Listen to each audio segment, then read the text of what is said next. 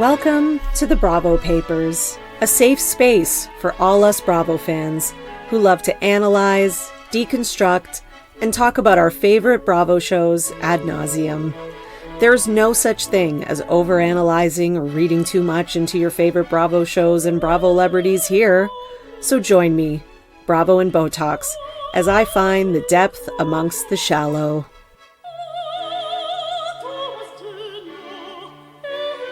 Hello everyone, and welcome back to another episode of the Bravo Papers Weekly News.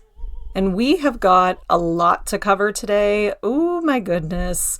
So quickly before we start, please rate, review, subscribe, tell someone, share the pod, spread the news, get on your soapbox and tell everyone, anyone who loves Bravo, or maybe someone who's dabbling in Bravo and needs to be pulled in more. We might as well spread our addiction around, right? Also, make sure you are following my podcast Instagram at The Bravo Papers so you can get updates on new episodes and any accompanying pictures, video clips, information that I might make reference to in an episode. And please subscribe to my YouTube channel, youtube.com/@theBravoPapers. You just put The Bravo Papers in on YouTube search. You know how to do that. And just hit that subscribe. Thank you so much to everyone who did. So many people did. After last episode, I was like, holy crap. So, I was not even expecting that many. So it really... honestly, this sounds so cheesy, but it touched my heart, okay? It means a lot. It really does.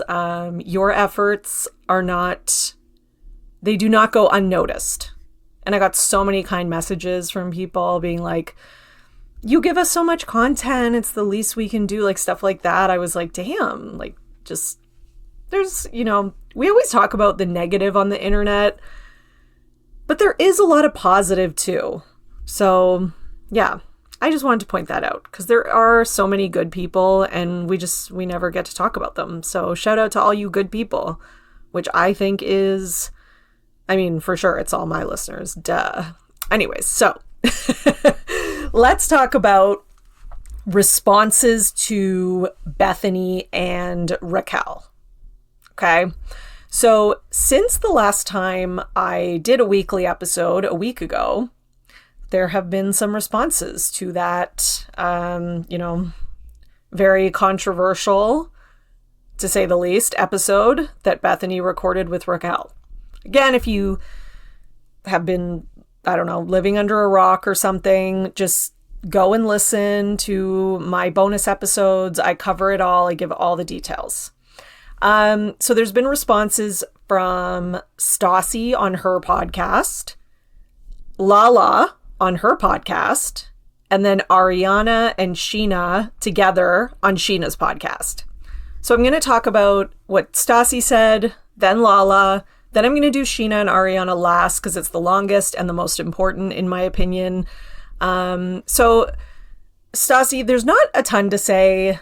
She didn't say anything that was that shocking to me. One thing that she did say though, and this kind of made the rounds on social media, was that one thing she did agree with Raquel about was that they do production, etc., does cover for the men a lot, and that, there were times where she was upset or needed support or, things happened, I guess, that were questionable, unethical, and that the men were covered up for.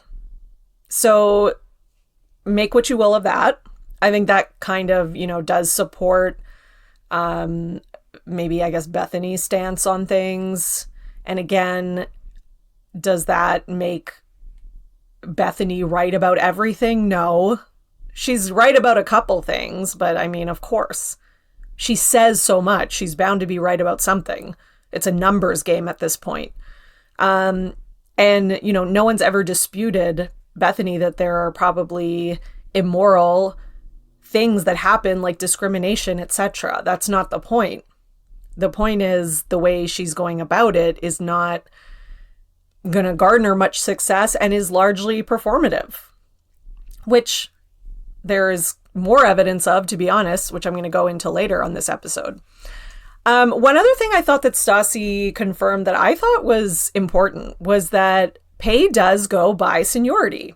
Because a big point of contention was like, oh, is that number that LVP threw out of 361,000 for the season for Raquel, is that an accurate number? Well, it seems like it is. So Stassi felt like she didn't know.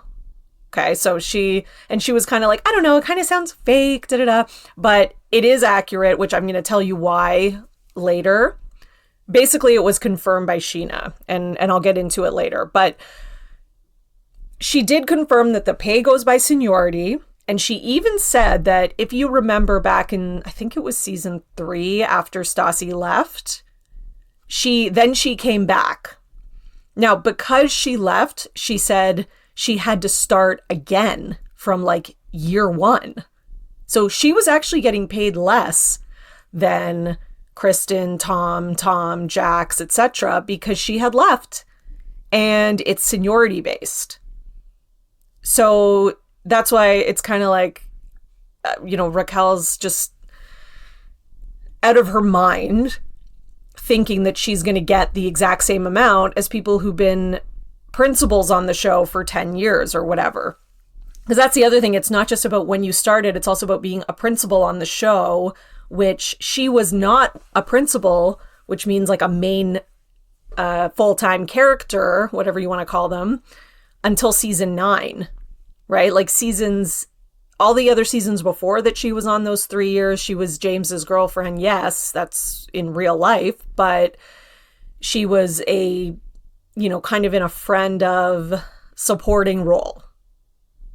I remember that from when I did my Raquel deep dive, which is my very first episode. You can find that just by searching on Wikipedia. So, anyways. So I thought that was interesting, just to confirm, she really did make a lot of money, and her demand for more was, it was delusional, to say the least. She tried, but she tried to get more, and it was clearly a mistake. Okay, so let's go to Lala on Give Them Lala. So Lala and her co-host discussed it. Lala said, I thought this was funny. Lala's like, it was a hit, the episode, but it didn't hit. As in, it was a hit, lots of numbers, success in terms of listens and all that, but it didn't hit in that everyone hated it and had a lot of criticisms of it. So she says that she is glad that Raquel got to tell her story and that she has the right to, but Bethany exploited her. So, nothing that we wouldn't expect. She says Raquel made the choice to sleep with her best friend's man, and no one asked her to do that. No one forced her to do that. That was her choice. She also chose to try and hide it from production and all that. So basically, Lala's perspective is that Raquel, she's not the victim of, evil producers on a show who set her up for this storyline and there was a big conspiracy. Like, she made these choices, which I fully agree with. She also said, not surprisingly, Raquel's very easy to manipulate, and that it seemed like Bethany would kind of put ideas out there, and I liked how she said this, and Raquel would be like, oh yeah, that's what I think. That is exactly what happened. Raquel would hear Bethany say something and be like, oh yeah, that's, yeah. Like, she's the highly, highly suggestible type, which that's really what she should be working on in therapy, is being the highly suggestible type. Lala also says that they know what they're signing up for. Raquel was trying to hide things, if anything. She wasn't open. And so what the affair never actually was on camera, right? And Lala even said, like, I was the first one to go to producers and be like, something is suspicious. And they were like, no, it's not happening. So she's like, producers weren't even like really listening to her. They were just like, no, yeah, whatever. It's not like, they're not actually whatever. And yeah, reminder, Raquel and Tom were trying to get away with it. This did not happen on camera. and then the producers monopolized and sensationalized it and, used it or manipulated it. Like, no, this all happened off camera. Lala also says and this is what I think was one of the most important parts of this, was that the conversation in Vegas. So, okay, Raquel, just to remind everyone, Raquel says that in Vegas, when they weren't filming in the hotel, after she said the whole like, oh, good thing you don't have a man or whatever, that Lala and them acted all like appalled by that. But then off camera, we're like, oh my God, that was amazing. It was reality TV gold. You're doing so well. Lala says that conversation never happened. She said that's a complete false lie. She said, the cameras went down, they went to sleep. And the next time they were all on camera was literally the next morning when we, see them all waking up. Or when we see like Raquel coming in kind of looking embarrassed, whatever. Lala says, I never said she was reality TV gold, and that's a fact. I said this when I did my bonus episode of the Raquel Bethany interview. That just doesn't sound believable to me. I just don't think Lala would say that. It just doesn't, like, if you're going to make up a lie about what someone says, it's got to kind of be in like their voice. I just don't think Lala would say that. Anyways. So in terms of equal pay, she confirms, just like Stassi, that OG cast members get paid more. You're not going to get more for having an affair. You don't get a bonus. She says no matter what you do, the pay is the pay. They don't add extra based on like how much drama you create. And you get paid per episode that you're in. Okay. She adds that the most you could do is ask for, like, they get a raise every year and there's like a standard amount. So she's like, you could have asked for a little bit more than whatever that raise was. So you can negotiate how much the raise is going to be. But that's it. But you're not going to like be able to get up to the seniority level of someone who's been on the show for 10 years.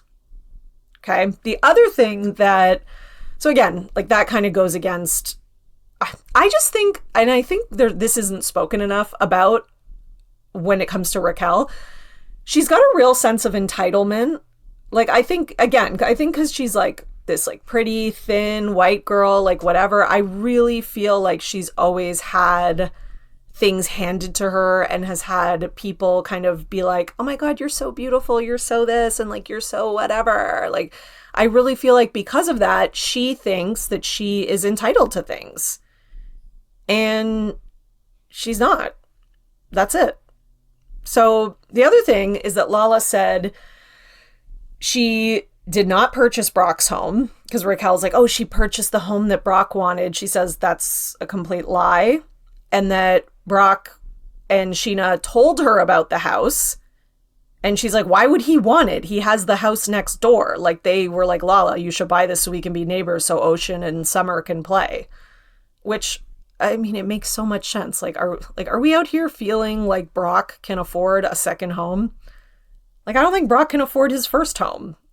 That's all Scheana. It's just like, it's so stupid when you really think about it. Like, I remember when I heard Raquel say that, I was like, why would Brock want another house on the same street that he already lives on? Like, she's like, he has a house. Like, it wasn't like he didn't have a house yet and he was shopping. He already had his house. So anyways, whatever. She also says that she purchased the home before Send It to Daryl. So it technically wasn't with Send It to Daryl money. But then later, the Send It to Daryl thing happened. That was like an authentic thing that happened.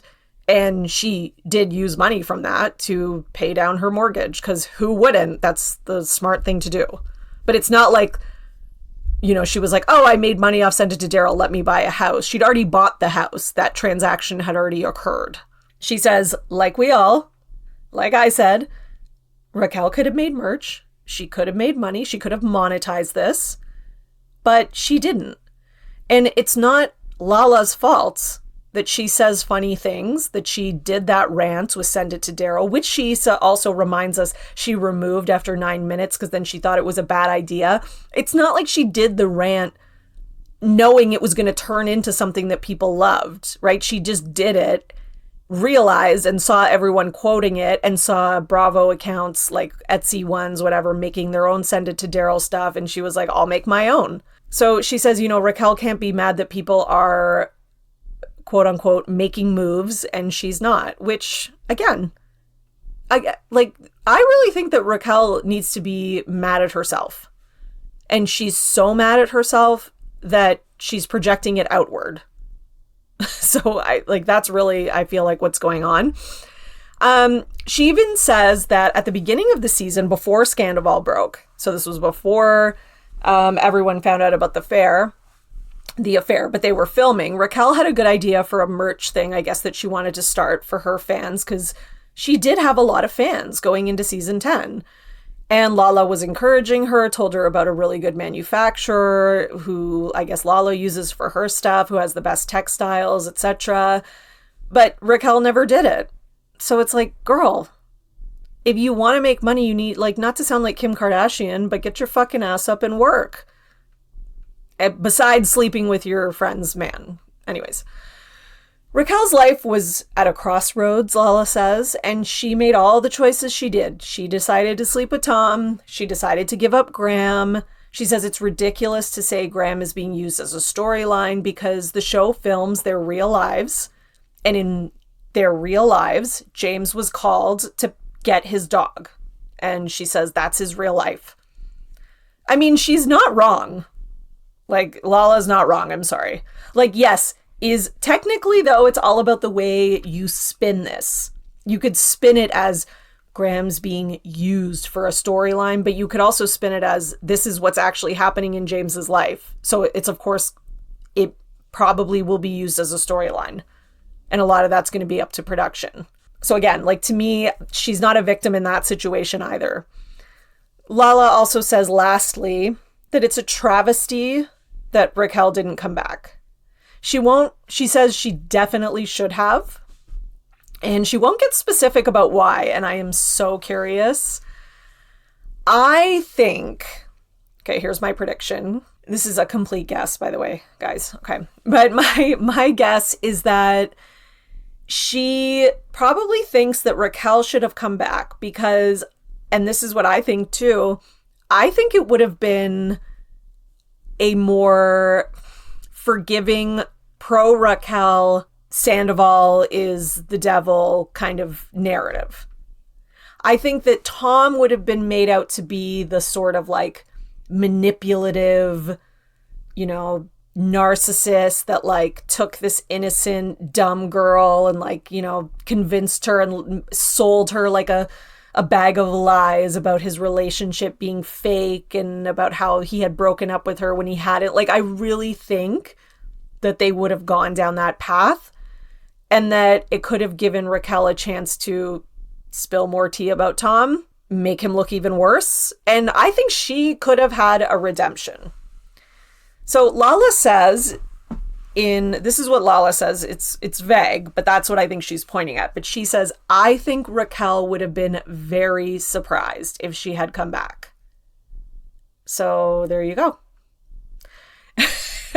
To me, that's what that means. But again, it's open to interpretation. There could be something we don't know.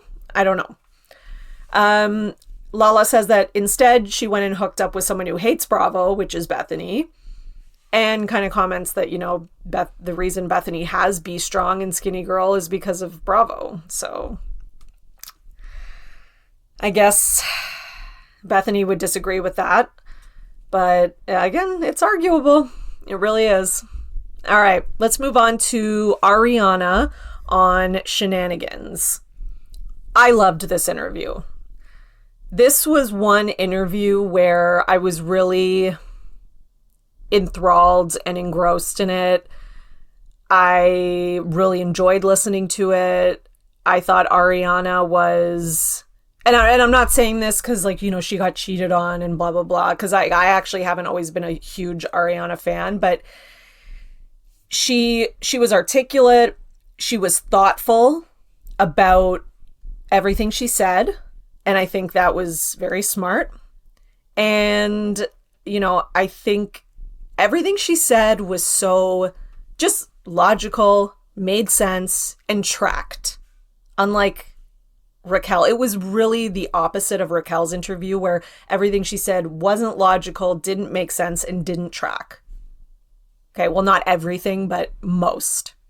Okay, so I wrote down some key points. I'm not going to go over every detail, but I do suggest that you listen to it. I do think it was insightful, and it gave a lot of information that I think every Vanderpump Rules fan should have before going into season 11. Obviously, they're not going to, but a lot are. So I think a lot of people listen to this episode. So Ariana starts by saying, and I'm not really going in order because I just kind of wrote like my main takeaways and what I thought were the most important things that she says.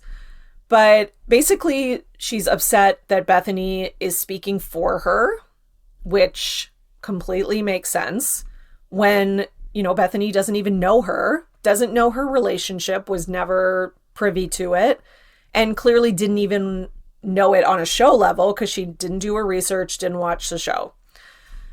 Obviously. I mean, and that's the part that's the most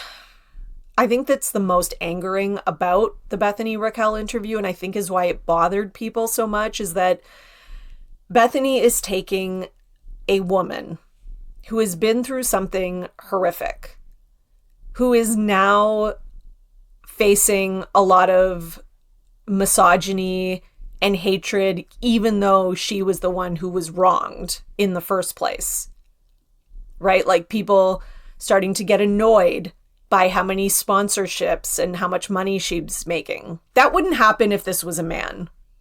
It just wouldn't. People getting annoyed with her being a victim, even though like she's not playing a victim. This is what happened, right? So Bethany putting out that narrative that, Ariana has somehow maliciously set this all up.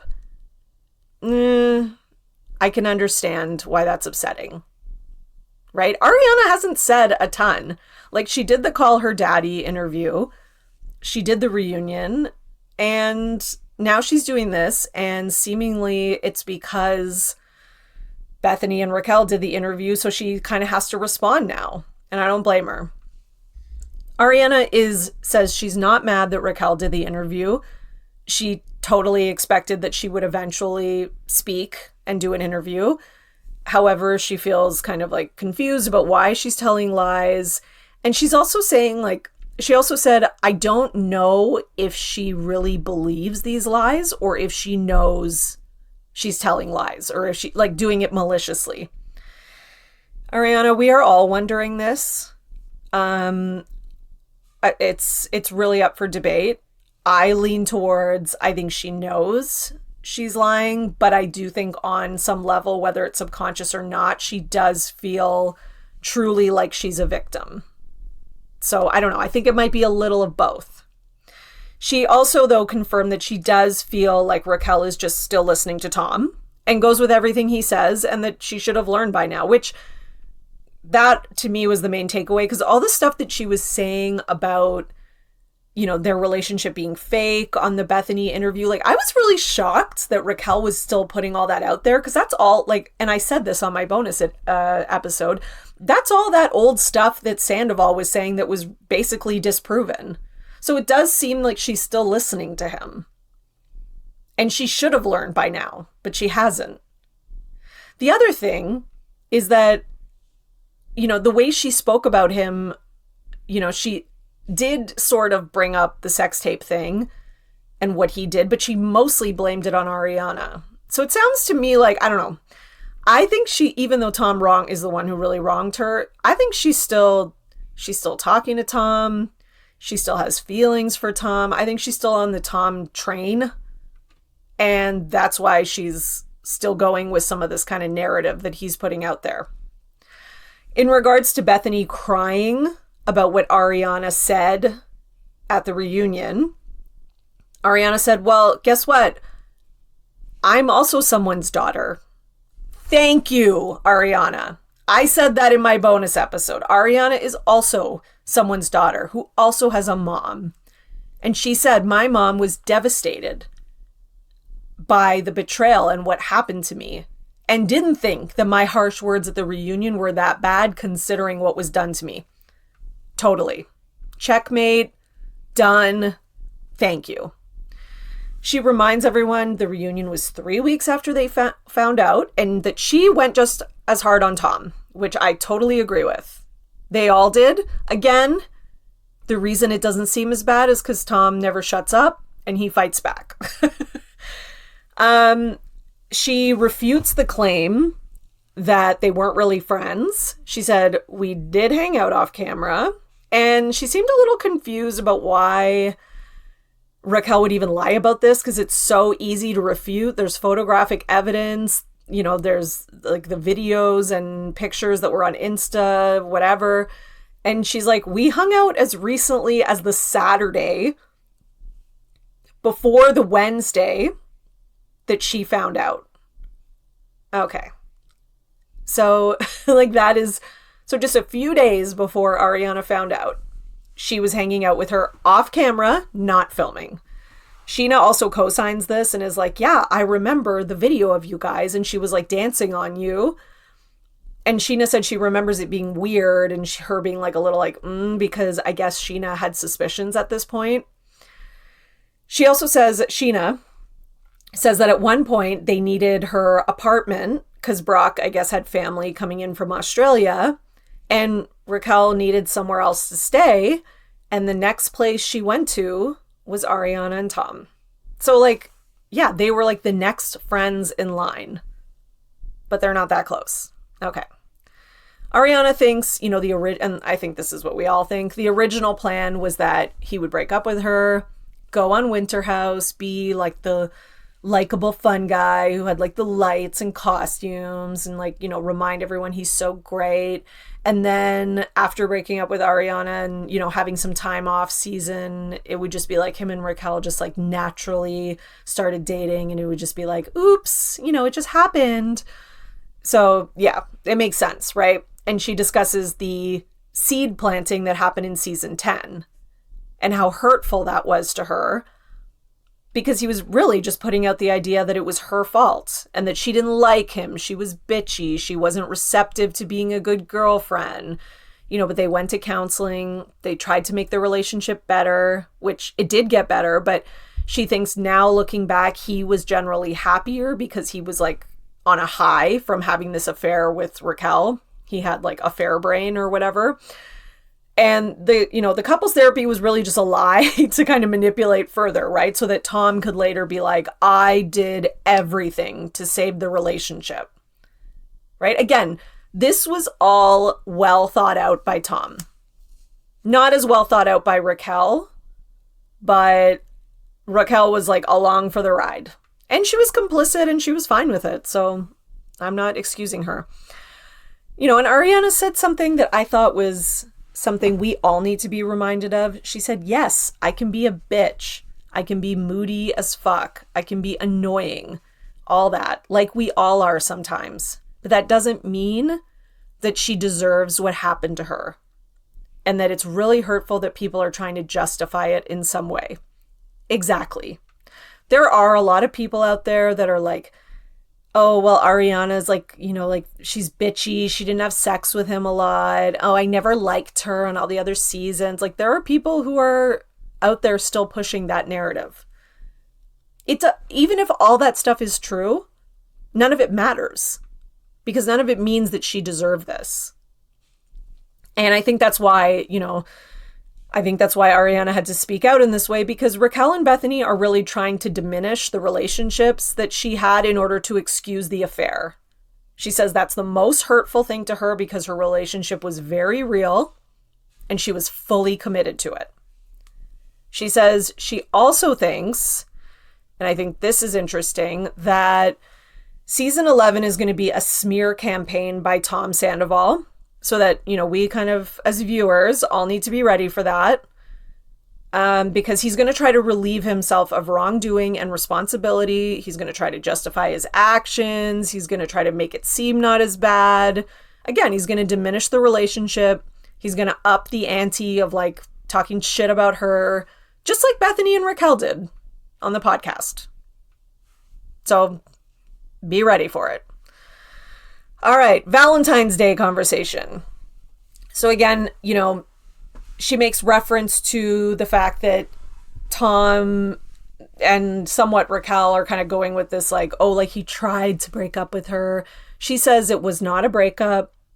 Yes, they had a long conversation that night about their relationship in like the middle of the night. She says maybe he was trying to do it, but he didn't go through with it, which we've all been in relationships with someone who was too much of a wuss to break up, or maybe you were that person where, you're like, oh, okay, I'll do it tomorrow, like you chicken out. It happens. Or you just kind of like are like, all right, let's give it another chance. Like, you know what I mean? Like you go in thinking you're going to break up, and then you end up talking about the relationship, and then you're kind of like, oh, maybe I don't want to. Like, I could see that. That happens. Like, life is not black and white. It's not like you break up or you don't break up. She says if he had said, like, we are done, I am breaking up with you, I'm out, I packed a bag, that would be different. But that's not what happened. They just had to talk about their relationship. She says that in season 11, Sandoval's going to try and spin it like he did break up with her, and that she just refused to like believe it and wouldn't let it happen, which is not accurate. She also says in regards to the season 10 conversation where Raquel and Ariana were talking about her and Tom's like sex life or whatever. So this was on the finale episode where the two of them are talking at the bar. She says there's more to that conversation that didn't make it on the show, but basically, from what we saw, she was crying to her about her body image, all that kind of stuff. And she said, she was actually excited to be having that conversation with Raquel on camera because she felt like, okay, Raquel is one of my friends who knows the relationship. She hangs out with us as a couple. So Ariana clarifies that when she says Katie and Lala aren't in her quote unquote inner circle, it doesn't mean that they're not close friends, but that they weren't around her and Tom as a couple. So when they would go and do like Coachella or go to like a cottage, like stuff like that, and do it like coupley with like her friends who were friends kind of with them as a couple, that's what she means. So she felt like they didn't know the relationship and what it was. And she does say, yes, they turned out to be right about a lot of it, obviously. She's like, but that's why I didn't want to have the conversation on camera with Lala, because she didn't hang out with us as a couple. Okay, because if we all remember back, there was that on-camera conversation that they did end up happening, but that we all heard Ariana tried to kind of shut down because she didn't initially want to have it. And we didn't hear that about the one with her and Raquel. So clearly, I guess she does have certain people she's okay with talking to about her relationship, depending on, what they see, the ways that they hang out, which, I mean, I get it. Like, I have some friends who we mostly hang out as couples, like maybe their husbands are friends with mine or whatever. And I have other friends that I mostly just hang out like, just me and them. Like, it just depends. So I get that. But I will say there is something to be said for sometimes listening to the people who are more neutral or on the outside of your relationship, because oftentimes they can see it, I don't know, they can see it clearly when you can't. Sometimes when you're in it, it's hard to see it clearly. And that can go for friends too. Friends who know you and love you as a couple, like, they can also be kind of biased in some way, or they might make excuses just like you do for your partner, right? Because they want you guys to make it. They want you to stay together. Like, sometimes people who are outsiders can actually shed light. And, I think that's one thing maybe that Ariana kind of missed out on, was maybe giving a little bit more credence to Katie and Lala's perspectives, which I hope, maybe she's learned from. So we'll see. Ariana says, and this was really sad, but she's basically like, I was a joke to them. She's like, the whole time Raquel and Tom had this secret and they were laughing at me. They didn't care that Charlotte died or her grandma. She says, every I love you was fake. She says, quote, I was a joke. I was a fucking joke to them. So yeah, I'm going to have some pretty harsh words, which, I mean, yes, you get it, girl, because I would too. She says that Raquel's longevity comment, so if you remember, Raquel said, I would have never done this if I thought the relationship had longevity. Ariana says, yeah, we were together for 9 years. I would call that longevity, which is a great point. Like, they already had longevity. You're breaking up a 9-year relationship. It's like, she also says that, they were not a brand. They were not a business, her and Tom. She said all that comes from Tom selling that to Raquel. She's like, the only brand stuff they did together was the cocktail book and like one other like Alka-Seltzer ad or something. And she's like, besides that, there was nothing. And she's like, he was my partner. She's like, I don't like cuddle with my partner and sleep with my partner, my business partner, sorry. She's like, that wasn't what our relationship was.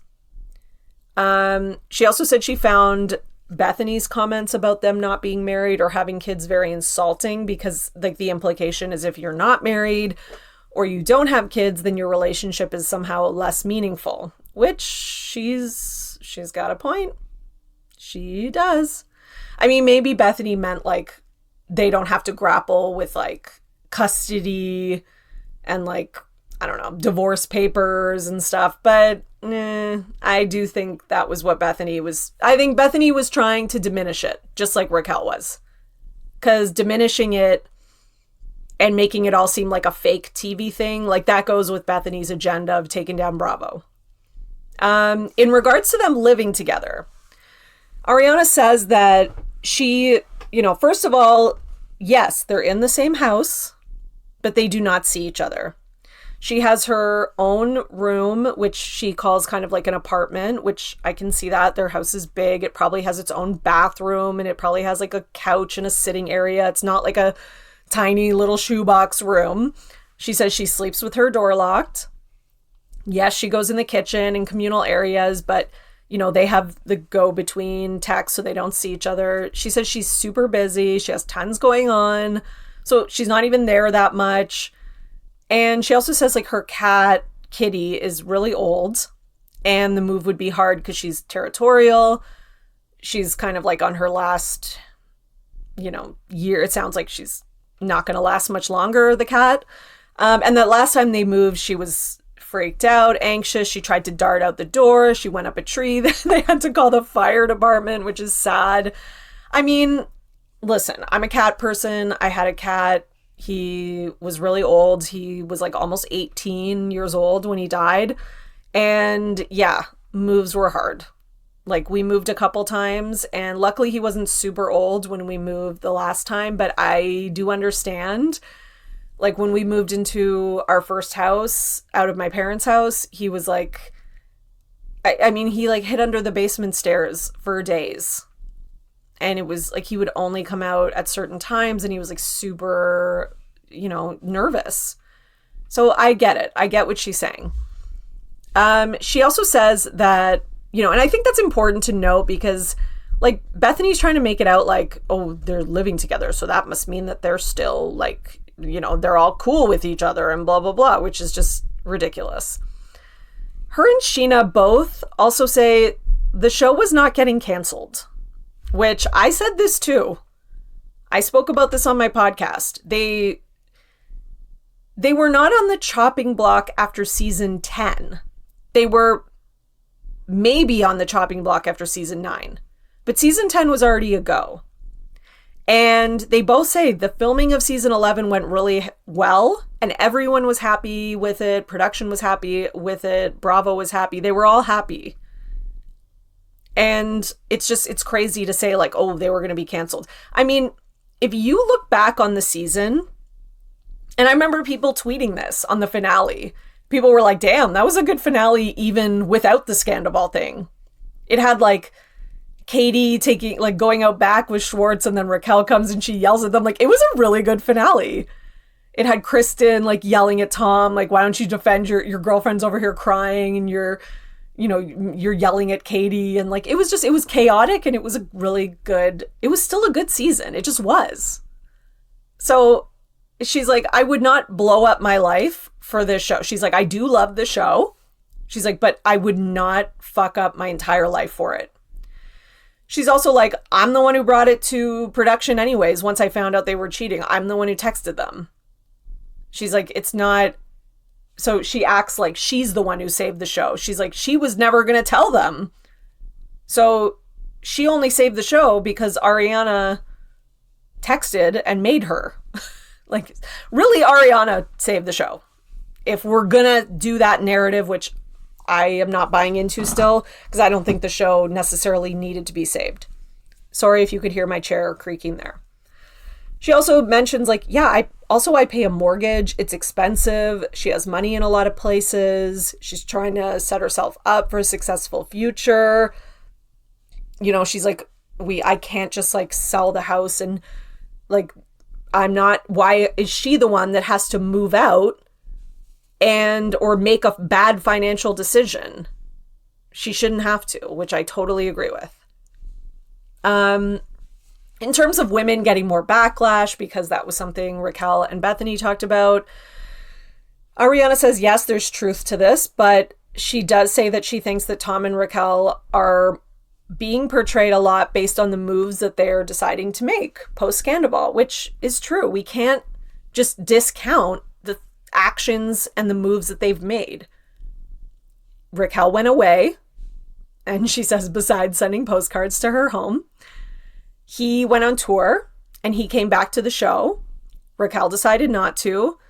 And, you know, Ariana says, I think that's the right choice, because if she is struggling with her mental health, you know, it's not a good place if you're struggling with your mental health. And, you know, but we know it's really more about the pay, right? And she's like, well, I know Raquel was never going to get what she wanted in terms of pay. And she also says, overall, Tom has gotten backlash pretty hard. And she's like, I think he's gotten it as much, but it's been somewhat different because of the way that he's reacted. She also is like, the backlash they've gotten from me, she's like, Tom has definitely got it worse from me. So there's that. Okay. This is another important point. Sheena says that she knows for a fact that Raquel did make $361,000 because she helped Raquel get the attorney who was able to negotiate $19,000 an episode. Times 19 episodes is $361,000. So there we go. That's what I was talking about earlier when I was talking about, you know, the Stassi reaction. Yeah. Girl, you made $361,000 for that season. That is amazing. And the fact that she said no to whatever the raise was for the next season, like that's wild to me. I don't know. I would do it, guys. I gotta be honest. All right. Ariana says that she's also, just a reminder for people who are doing why is Raquel getting it so much worse than Tom? Like, she reminds people she's also been the target of hate and she has received threats, but she didn't, quote unquote, overreact and call the FBI like someone, Raquel. She says Raquel, you know, what Raquel could have done is come to her and say, hey, your boyfriend's hitting on me. He's making me feel uncomfortable. She's like, or she could have confessed at any point during the affair. But at the end of the day, she chose not to. So there you go. In response to the video, I think this is important, the sex tape or whatever we're going to call it. She says she has not shown the video to anyone. She did not, you know, watch the whole thing or hold on to it for any reason. She said the video was gone before she even called Raquel on the phone to confront her. She said she saw maybe 5 seconds and then turned it off. And she's like, I don't know what she's talking about with people describing details. She's like, because there were not a lot of details. She's like, it was, you know, she's like, I watched 5 seconds and it was pretty straightforward what it was. She also says that when they got sent the cease and desist with the video, her lawyer wrote back to Raquel's lawyer and made it clear that the video was already gone and that it was not being shared. And that he sent proof of this, which I don't know what that is, but I guess, I don't know. And, you know, and Ariana even says, though, she thinks the cease and desist was fair and that any woman in that situation should send one out just to be safe, of course, which I don't think anyone is saying that, Raquel was overreacting for sharing that. No. What people are annoyed about is that she's not putting the blame where it belongs on the person who actually made a copy of it without consent, which is Tom Sandoval. If anything, he's the only person that she still seems to want to, have a relationship with. She was trying to get him to, move out of Ariana's house and live in her apartment. So, clearly she's not even that mad about it. Seems like she's not even that mad about the tape. She's more just looking for any way to villainize Ariana. That's my perspective. I mean, maybe she is mad about the tape because maybe she's got kind of like Stockholm syndrome a little bit, like Tom did that and she's mad about it, but she also kind of loves him. I could see that. I could definitely see that. Lastly, Scheana says that the restraining order was a crisis PR strategy for Raquel and that she did not punch her.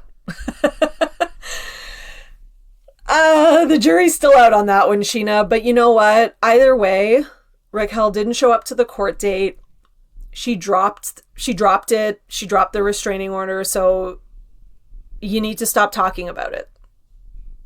Either you're going to press charges or you're not. I don't know what else to tell you. It's kind of just like getting old at this point. And this is kind of a very recent update to this whole story, which is that on Bravo T with Jared B., which is a Bravo content creator, he put up a video kind of talking about basically Raquel in the interview and how she's not taking responsibility and his whole take on it. And Raquel did respond. And she said, okay, 100 emoji. You're not wrong. I should have had more self-respect than that and should have respected the relationship that Ariana had with Tom. No excuses. However, okay, so there is an excuse. Looking back, I see I had low self-esteem and Tom kept telling me he was actively breaking up with her, quote unquote, amicably for her mental health, which I can now see was magical thinking. He had 1,000,001 reasons why they hadn't broken up yet, and it was easier to stay in that fantasy than to face the fact that the social anxiety and isolation was not worth it. So yes, absolutely, you're 100% right. It was my responsibility to remove myself from that situation. Now I know better. Okay, so that's Raquel's sort of change of tune all of a sudden. Maybe it's probably because of all the backlash that her and Bethany have had from this interview. And no excuses. However, here's my list of excuses. And then at the end, it was my responsibility, but I had social anxiety and, I was scared of isolation. I was again, it's a lot of excuses. I don't know. I feel like Raquel will never fully take responsibility in the way that she needs to. And she also says in it, now I know better. What do you mean? Now as in opposed to, 2 weeks ago? Just 2 weeks ago, you were making tons of excuses, justifying your actions and blaming Ariana. And now that because people didn't, fall for it, and because you're getting called on it, suddenly you've realized 2 weeks later. If you didn't realize for the months or 40 days that you were in a mental health facility, and then you also went on Bethany's podcast and said everything you said, it's giving very fake, inauthentic, just, trying to save face at the last second. This is her last desperate attempt. That's all I can take from it. And probably realizing what a huge, huge mistake she made going on Bethany's podcast. I wonder if she realizes she was used and manipulated. I don't know if she's smart enough to realize that, but everybody else does. So I wonder if her reading other people's takes is now kind of awakening that. So I don't know. Could be. All right. sort of on a similar topic, Bravo is refuting the claim that reality stars can't break their NDAs without punishment. So basically, Bethany put out about a week ago, or her lawyer or whatever was like, Bravo, we are demanding that Bravo and NBC release stars from NDA so that they can talk about all the unlawful acts that happened or whatever. So Bravo's put out a statement and says they can already do that. So Bravo's put out a statement that says confidentiality clauses are standard practice. They aren't meant to stop employees from reporting on unlawful acts in the workplace. And they reiterate that stars are free to discuss any things like discrimination, harassment, etc. That's not what the NDAs are for. So there you go. So Bravo basically is saying that they could always say whatever they wanted about discrimination and harassment, and the NDAs that exist are a different thing and have nothing to do with that. So again, Bethany's lawyer's letter is largely performative. All right, according to the Bravo rep. Oh my goodness. Okay. So much going on. So let's talk about Real Housewives of Atlanta. So last night was the finale, and Kenya called out production even more. So a few tweets from her. She said, "Let's not forget they didn't film or show Brooklyn's third birthday party where we were dressed up as mermaids. All the RHOA kids were there, including Eva Marcel's kids, Ace, Anaya, Blaze," right? And then she lists everyone who was there. Okay, and then she has pictures of the kids. And then somebody commented or wrote a tweet saying production seemed to have heavily marketed all of Candy's business adventures. I'm assuming they meant ventures. They marketed both her restaurants as well as the movie that was just released. Kenya retweeted that or quoted it and said, all her businesses. You can't pick and choose and show random scenes that don't support a full storyline. So I guess she's saying, like, you know, they're not supporting a storyline of Kenya's business. Somebody else said, if this is actually her spa, meaning Kenya, there's a conscious business decision she's made to not have it featured on the show. Kenya says, completely false. I wanted it seen because it's marketing and the show follows my life. My salon spa opening has a beginning, middle, and end. The end was intentionally deleted while others were focused where others were focused on that fell out of the sky. So I guess that was like Marlo, I'm assuming. Now, another thing happened, which was Courtney got caught on a hot mic. So if you watched the finale last night, if you didn't, spoiler alert, okay? So maybe fast forward a little bit because I'm going to talk about what Courtney said on the hot mic last night on the finale. So Courtney made this, like, I don't know, these like disgusting comments in my opinion. So she was talking about Drew and Ralph getting divorced. And she was basically like, oh yeah, I've heard stuff about Drew that she's like, you know, she's a good time, bisexual, like kind of implying like that a bisexual person is inherently promiscuous. Like, I don't know. That's what it sounded like to me. I thought it came off a little homophobic. And then she said something about like, oh, that's why she wanted Ralph to adopt her son so that she could go do her gay lover thing.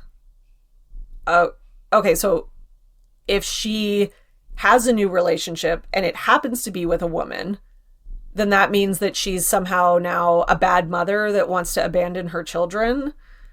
Like, okay, Courtney, I don't know. I already didn't like Courtney.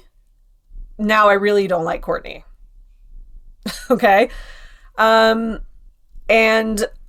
you know, it's not just that. It's also the fact that she's, I don't know, like kind of pretending to be like Ralph's cousin or whatever and pretending like she's family. But really, she seems like she's just was there all along to try and take down Drew and to help Ralph, which is, I mean, not surprising, but still like, who are you? Like, where did she even come from? Like, she comes out, she's first trying to start shit with Candy, which she did activate Kandi, I'll say that. Then she's like trying to activate Kenya, which did not work because Kenya will only go up against like people who she sees as legit opponents. And then she goes after Drew, trying to take her down and make it look like it's her fault that her marriage fell apart, which it's not, in my opinion. But anyways, I'm sure Drew had her faults and they both did and whatever, but Ralph is garbage. I mean, to me, that's a fact. I don't know what else to say. Like, just watching the way that he behaved on last night's episode, like, my God. Like, bleh. Okay? So anyways, back to Courtney. She also had this comment on Instagram that she put. Like, she's so thirsty to be on the show and seems like she's doing whatever it'll take. But then she puts this comment on Instagram. Or maybe this was Twitter. I think it was Twitter. Okay. The energy you give after securing your career and bag. Your investment accounts are solid. You're building a legacy jewelry brand. Your family and friends love you in real life. And you were approached and invited to join a reality show as a hobby. Hashtag winning in real life. Hashtag RHOA. Okay, first of all, if that's really how you feel, why did you have to hashtag RHOA?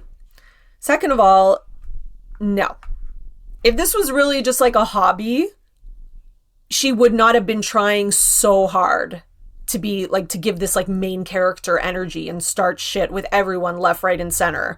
And then not to mention this like final mic moment, the way she's like telling all of Drew's business and stuff.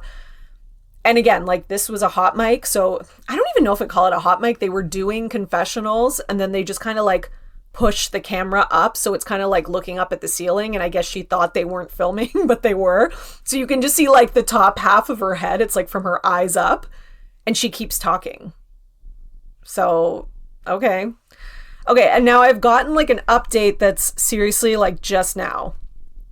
Okay. So now I haven't watched this episode of Speak on It, which is Kandi's kind of like after show, but she did a episode with Courtney and then deleted it and made some changes. So apparently, and I'm seeing this on @SheSpeaksBravo's Instagram, there was some backlash to the original interview and then it was changed. So here are some of the comments on the, I'm not going to read all of them, but if you want to see them all, you can go to @SheSpeaksBravo's Instagram, and she has quite a few of the comments. So this was an episode of Speak on It with Kandi and Courtney. So someone wrote, they took out the part where Courtney was talking about Drew's sister's mental health. So that's Allison, who we know has struggled with mental health. She was saying they were feeding her liquor. And I won't repeat the nasty stuff, but I'm glad they took it out. Okay. Ooh. And if you remember from last night, like Allison is not a fan of Courtney for good reason. Somebody's like, why did you edit out the mental health portion? Side mouth was yapping about. Courtney is so side mouth. Okay. Kandi, why did you take down the first video? Someone also wrote, this was the most spiteful, deceitful, and distasteful Speak on It I've watched. This was a bash session. Wow. It was basically all about Drew and Ralph's marriage, people are saying, like just bashing Drew. Somebody else says, why is Kandi giving this woman a platform to bash Drew at the time that she's grieving the loss of her father? Not cool. Somebody else wrote, message for Kandi, Jamie, and her team. Please apologize. As many of us, it's triggering to have someone make light of mental illness the way Courtney did. I mean this in the most sincere and non-confrontational way, but her words hurt many people. This ain't just some social media outrage. It was a mistake to have her on anyways, and although Kandi never said anything discouraging, laughing in jest or nervously doesn't make it any better. Thoroughly disappointed. Wow. Okay. And Kenya as well did tweet about Courtney last night, by the way, like basically saying like Courtney's disgusting. So she did, come out and defend Drew against Kourtney. I put that on my Instagram story as well. But yeah, so the original video was deleted, but people are not happy. Like, people are like, I like Kandi, this is not okay. You know, Drew lies, but Kourtney's trying to make it seem like it's all Drew's fault. Like, just, okay, a lot. Wow. Everyone's saying it was more Kourtney than Kandi, and that it seemed like Kandi maybe was laughing nervously, which I really hope so. Okay, so more on that, I guess, as we get towards the reunion. I'm sure that I feel like Kandi will address it, because she usually addresses stuff like that, especially when it gets that much attention. So I guess we'll see. All right, let's go on to Real Housewives of Beverly Hills, because we got some stuff to talk about with them. Kyle took a family trip, and I'm going to I called it in my notes, Kyle's weird family trip, because, you know, the pictures were weird. Okay. So they went on this trip, and it's like they're trying to show that they're still a family. They went to Italy, sorry. That they're trying to show that they're still a family and that they still love each other, but then they're not really together. Or at least it's clear they're not based on the pictures. So it's like Kyle, all the kids, and Mo, but you know, Kyle and Mo are not like touching, and they're kind of separated by the railing of a staircase. And then there's like individual pics of all her daughters. And then there's another pic of, again, her, Mo, and the kids. But again, she's on one side, he's on the other.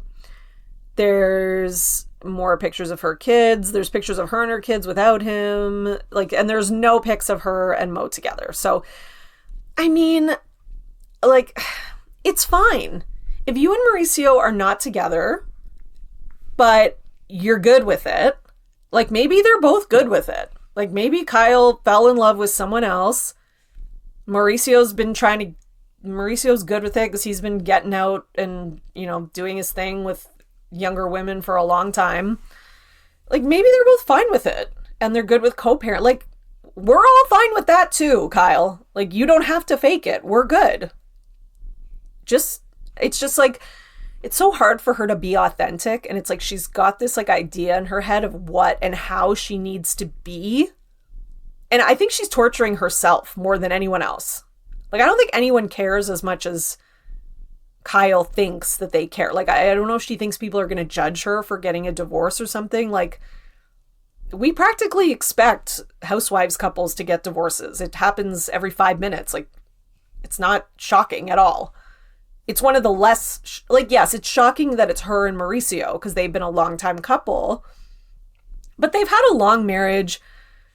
You know, they have great kids. They both seem like, I don't know, decent. I don't know, maybe not, but I was going to say they both seem like decent people, but I think I changed my mind about that. But anyways, so I don't know what she's trying to pull. She also did an Instagram live where she was asked if she's going to Europe anytime soon.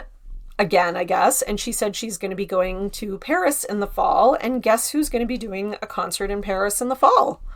Morgan Wade. Same time that Kyle's going, by the way.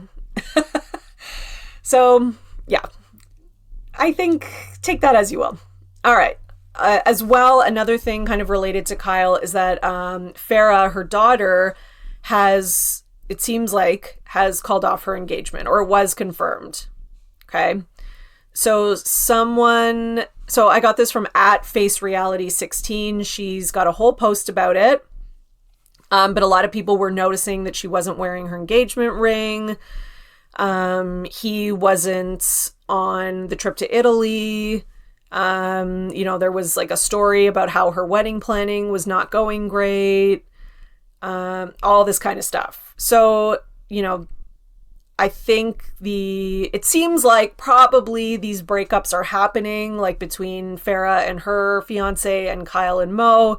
And they're probably just saving them because this family is like, they are a business. They're like, listen, we both got reality shows. Let's make some money. So save the storylines for the shows. Now, I mean, it's arguable that you could share it and then people are still going to watch it because they're going to want to see it unfold. But I don't know. I feel like this family, they like to control it too much, right? So I feel like they would do the breakups and have all the messy stuff happen off camera. And then they're going to give us a contrived, edited, pretty version of it all on the Netflix show and Real Housewives of Beverly Hills. So we're not going to get like a good version of it, like a real version of it, like we did with that like last episode of Vanderpump Rules. I think Kyle is way too image conscious, and she's just not going to let us see that kind of messy side of her and Mauricio, which is part of the reason why I've never, loved her as a reality star. I think a lot of her like really messy moments that have come out on camera have been much to her chagrin, and that she's been like, her arms almost been twisted in it, and mostly because of Kim and Kathy twisting it. All right, so another little story is that Erika Jayne began her Vegas residency, and there's like a video going around of it. I posted it once on my story, but I didn't want to give it a ton of attention. I have not forgiven Erika Jayne. I still think she was involved in all of that a lot. And I don't know. I was not a fan before. I'm not a fan now. I don't understand people that are like, oh, all is forgiven. Look at her doing her show. She's so hot. Look at her moves. Like, I'm just like, I can't even look at her. Like, I'm still like, ugh. I'm fine with her on the show as a villain. But like people who are trying to be like, yes, queen, like while she dances in Vegas, I don't know. I just can't get down with that. Nor do I have any desire to like help her promote by sharing all her videos and pictures and stuff. I don't even follow her on Instagram for that reason. Although I think she might have blocked me last season anyways. But all right. Last story for today is Roni. So, new Roni.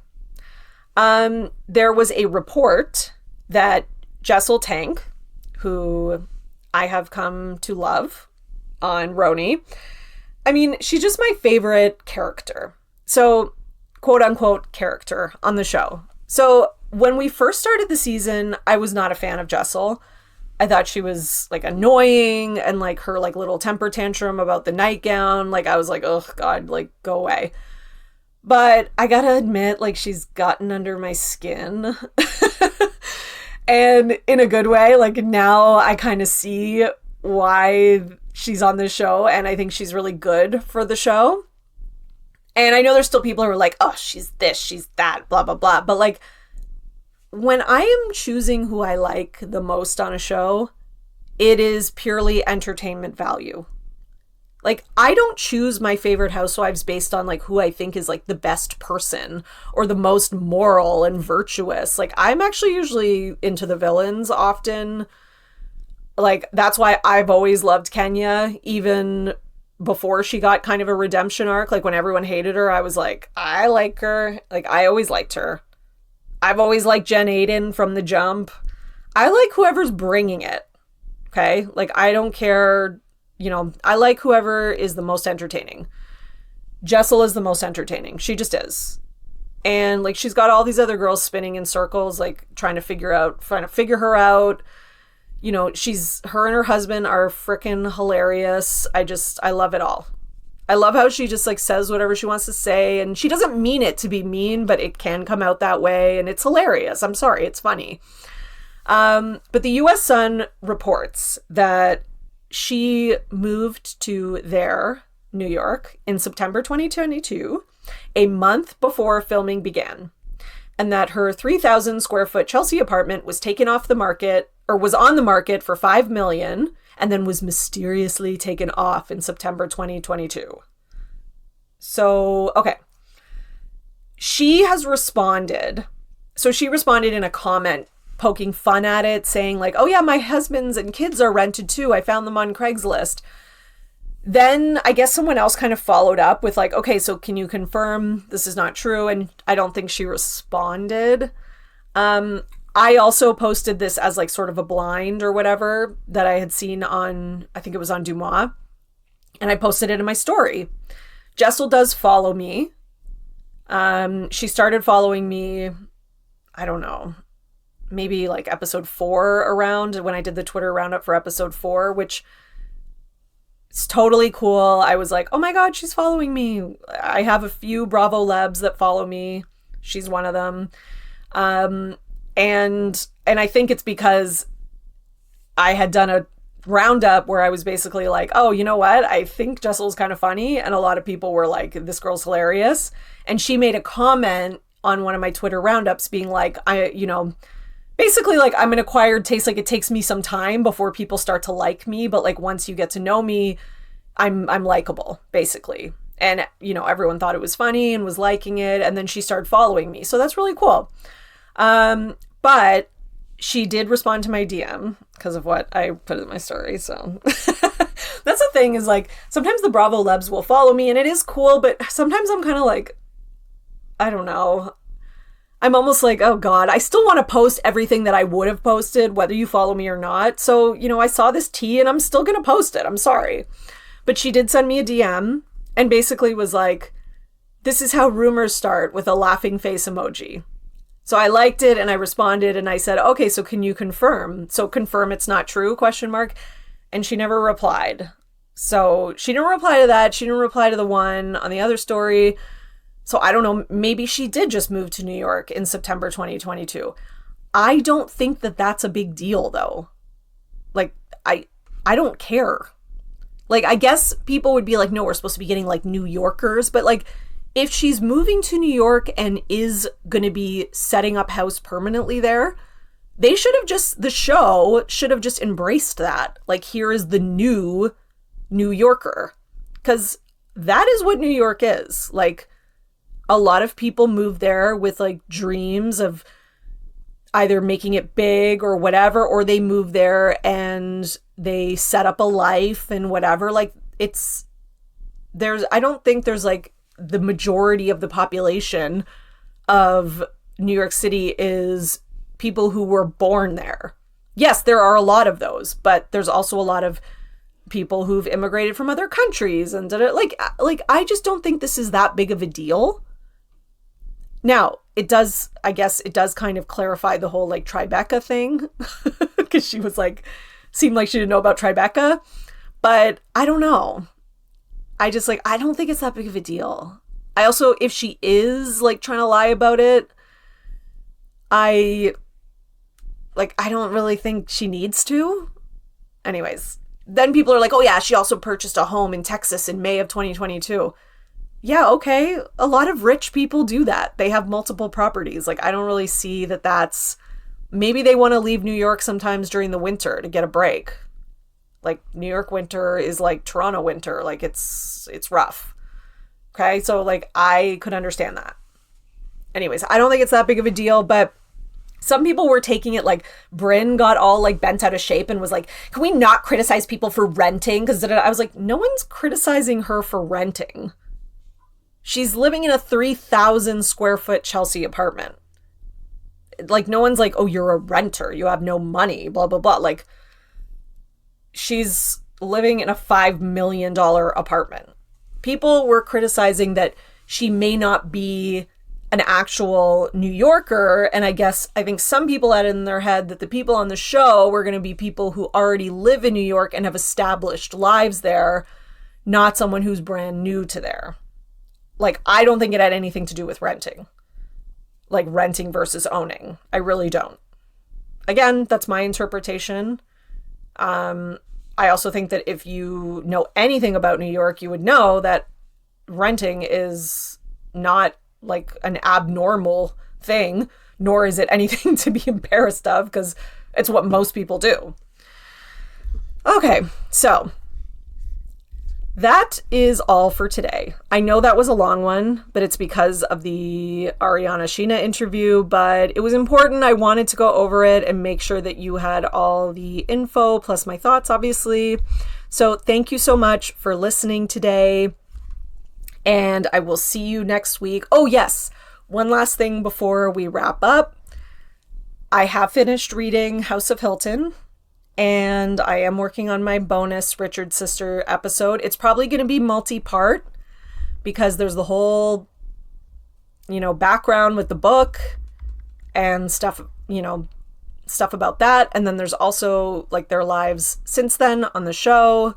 So it's probably going to be multi-part, which I'm sure is fine. So I might release I'm hoping to release part 1 in the next week, and then release part 2 in September. And if there's part 3, October, kind of do it that way. Because there's a lot. Okay? A lot. Okay, so thank you everyone, and you are in the know for everything Bravo. See you next time. Thanks for listening, everyone. If you enjoyed today's episode, please rate, review, subscribe, and share with a friend or 100 friends, whatever you want. You can follow me on Instagram at The Bravo Papers, or for my Twitter roundups, follow at Bravo and Botox. If you'd like to support me, please go to buymeacoffee.com/Bravo and Botox for some much needed caffeine support. And until next time, keep overanalyzing Bravo.